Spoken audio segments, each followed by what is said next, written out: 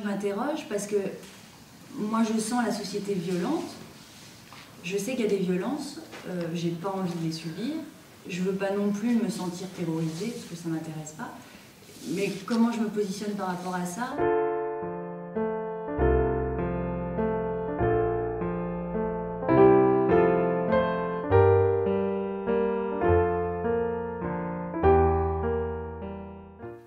Il fait très sombre, mais il y a quand même un espace de lumière. Et il y a un homme masqué qui a un objet tranchant qui plante dans le ventre d'une vieille dame. Bien sûr, ça saigne. C'est une scène très violente qui risque de faire la une des journaux demain.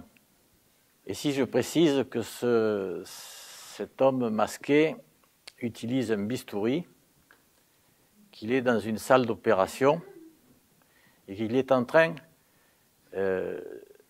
d'enlever l'appendice à la vieille dame et qu'il est en train de lui sauver la vie.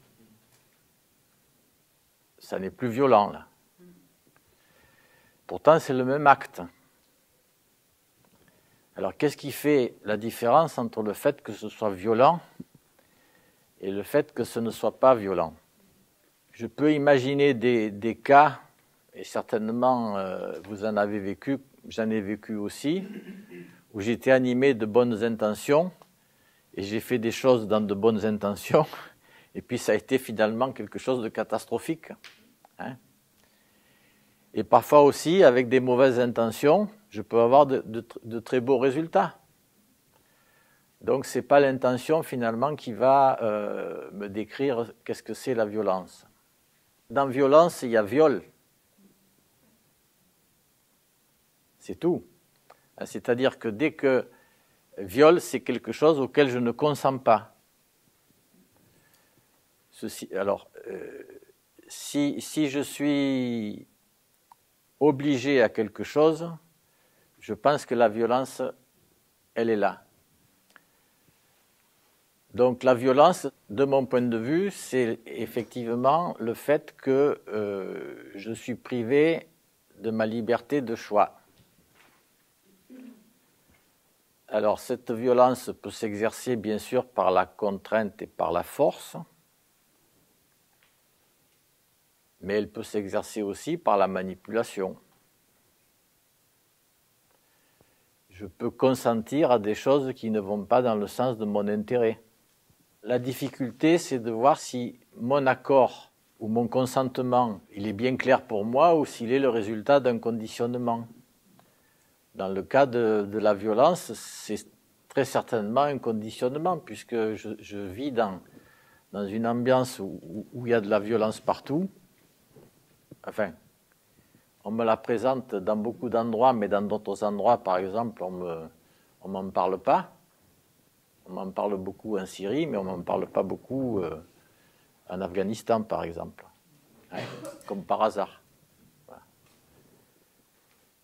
Donc, la violence est un instrument qui sert à cultiver la peur, tout simplement. Et la peur, donc on peut parler de la peur maintenant.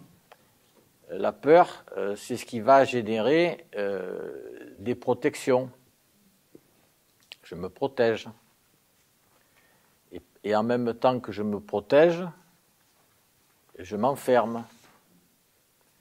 Et chaque fois qu'il y a un petit peu plus de violence, c'est un motif supplémentaire pour resserrer un peu et enfermer un peu plus. Et bon, nos sociétés, enfin du moins celles que je connais, sont vraiment des sociétés qui se referment de plus en plus. J'ai vu des quartiers, des rues barrées avec des gardes, enfin, à Mexico par exemple, qui serait une ville tout à fait insécure, dangereuse. Je ne vous parle pas de Beyrouth aussi, où tout le monde vit dans la peur. C'est quelque chose qui est très partagé, qui est cultivé, qui fait bien sûr les choux gras et les bénéfices de certaines personnes. L'instrumentalisation de la violence est effectivement quelque chose qui est très utilisé par les hommes politiques, ça. Et pas que. On reviendra sur le sujet en éducation, mais on peut déjà entrevoir qu'il y a beaucoup de menaces qui sont violentes, quoi. Au-delà du fait que je décide pour quelqu'un ce qui est bien pour lui, ça c'est la caractéristique type d'une violence. Même si c'est pour son bien. Là n'est pas la question.